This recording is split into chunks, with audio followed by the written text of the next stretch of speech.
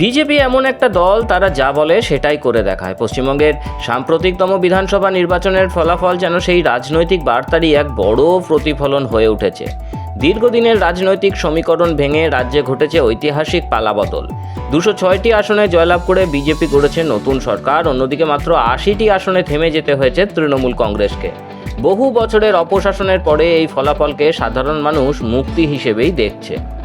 রাজ্যের ভোটের আগে বিজেপির তরফে একাধিক প্রতিশ্রুতি দেওয়া হয়েছিল। সেই প্রতিশ্রুতির মধ্যে অন্যতম ছিল রাজ্যের সমস্ত মহিলাদের জন্য সরকারি বাসে বিনামূল্যে যাতায়াতের ব্যবস্থা করা। নির্বাচনী প্রচারে বিজেপি নেতারা বারবার বলেছিলেন, মহিলাদের নিরাপত্তা, সম্মান এবং স্বাধীন চলাচল নিশ্চিত করাই হবে তাদের সরকারের অন্যতম অগ্রাধিকার। ক্ষমতায় আসার পরেই সেই প্রতিশ্রুতি বাস্তবায়ন করে গেরুয়া শিবির জানিয়ে দিল, তাদের নির্বাচনী আশ্বাস শুধুমাত্র প্রচারের ভাষণ ছিল না, বরং তা কার্যকরী নীতিরই অংশ ছিল। সরকারি ঘোষণা অনুযায়ী রাজ্যের মহিলারা 1 জুন থেকে সরকারি বাসে সম্পূর্ণ বিনামূল্যে যাতায়াত করতে পারবেন। কর্মজীবী মহিলা, পড়ুয়া, গৃহবধূ থেকে শুরু করে গ্রাম বাংলার সাধারণ নারীরা এই সিদ্ধান্তে বিশেষভাবে উপকৃত হবেন বলে মনে করা হচ্ছে। প্রতিদিন অফিস, স্কুল, কলেজ কিংবা বাজারে যাওয়ার জন্য যাতায়াত হবে একেবারে বিনামূল্যে। বিশেষ করে নিম্ন ও মধ্যবিত্ত পরিবারের মহিলাদের কাছে এই প্রকল্প বড় স্বস্তি এনে দিয়েছে। রাজনৈতিক বিশ্লেষকদের মতে এই পদক্ষেপ শুধু আর্থিক সুবিধা নয়, এর সঙ্গে জড়িয়ে রয়েছে এক গুরুত্বপূর্ণ সামাজিক বার্তাও। দীর্ঘদিন ধরে পশ্চিমবঙ্গে নারী নিরাপত্তা নিয়ে অভিযোগ ছিল প্রবল। নারী নির্যাতন, মহিলাদের ওপর হামলা, রাজনৈতিক হিংসা, এসব নিয়ে বহুবার প্রশ্নের মুখে পড়েছে তৃণমূল সরকার। সেই প্রেক্ষাপটে নতুন সরকারের এই সিদ্ধান্তকে অনেকেই নারী স্বনির্ভরতা ও স্বাধীনতার প্রতীক হিসেবেই দেখছেন।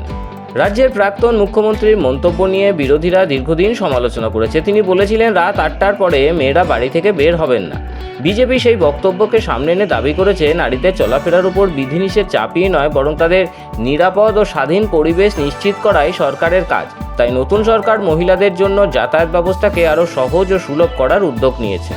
আগামী 1 জুন থেকে রাজ্য জুড়ে মহিলাদের জন্য সরকারি বাসে যাতায়াত সম্পূর্ণ বিনামূল্যে করার সিদ্ধান্ত নিয়েছে নতুন বিজেপি সরকার। এই পরিষেবাকে মসৃণ করতে এবং কলকাতার পাশাপাশি সমগ্র রাজ্যে সরকারি বাসের সংখ্যা বাড়াতে তৎপর হয়েছে পরিবহন দপ্তর। তবে বিগত সরকারের আমলে রক্ষণাবেক্ষণের অভাবসহ নানাবিধ কারণে বহু সরকারি বাস বর্তমানে অচল হয়ে পড়েছে।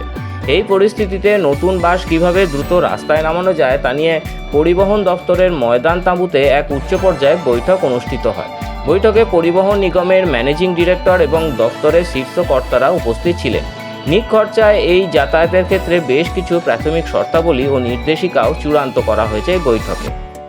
জানা যাচ্ছে, এই সুবিধার মূল শর্ত হলো সংশ্লিষ্ট মহিলা যাত্রীকে অবশ্যই পশ্চিমবঙ্গের স্থায়ী বাসিন্দা হতে হবে। ভিড়ের মধ্যে কন্ট্রাক্টররা কীভাবে তা যাচাই করবেন তা নিয়ে প্রাথমিকভাবে একটি রূপরেখা তৈরি করা হয়েছে।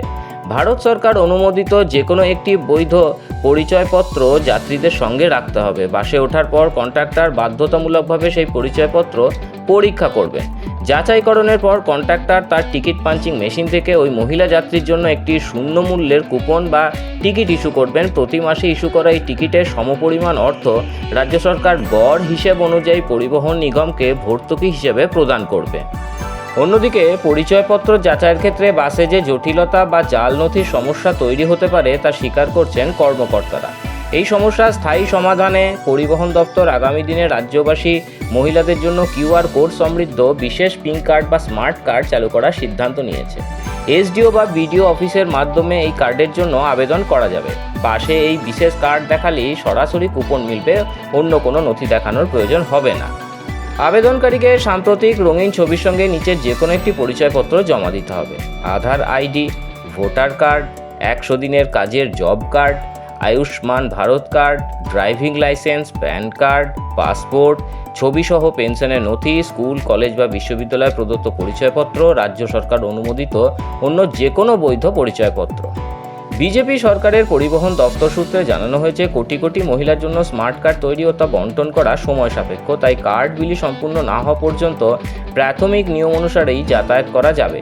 এছাড়া রাজ্যের বিভিন্ন ডিপোতে পড়ে থাকা অচল বাসগুলির দ্রুত সংস্কার ও মেরামত করে ধাপে ধাপে রাস্তায় নামানোর বিষয়ে আলোচনা হয়েছে। একই সঙ্গে যাত্রী স্বাচ্ছন্দ্য নিশ্চিত করতে নতুন সরকারি বাস কেনার প্রক্রিয়াও শুরু করেছে পরিবহন দপ্তর। বিজেপি সরকারের এই সিদ্ধান্তে কি আপনি খুশি? নিজের মতামত জানান কমেন্ট করে। ব্যুরো রিপোর্ট, মাধ্যম।